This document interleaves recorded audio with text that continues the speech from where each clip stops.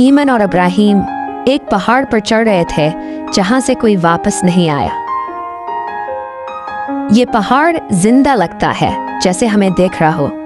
हमें रुकना नहीं, सच्चाई हमसे सिर्फ एक कदम दूर है। अचानक जमीन पिटी और एक मिट्टी का मॉन्स्टर निकला।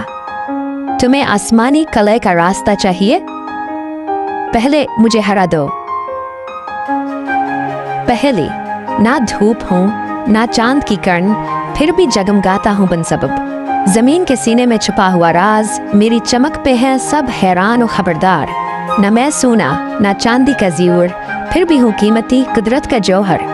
क्या हूँ मैं? दरवाजे पर लिखा था, पहेली का राज पाओ तभी दर खुलेगा।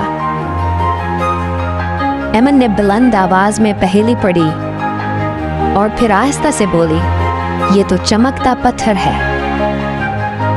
एमन ने मिट्टी में हाथ डाला, जादुई पत्थर निकाला और आसमान चमक उठा। दरवाजा खुल चुका है, आसमान हमारा इंतजार कर रहा है।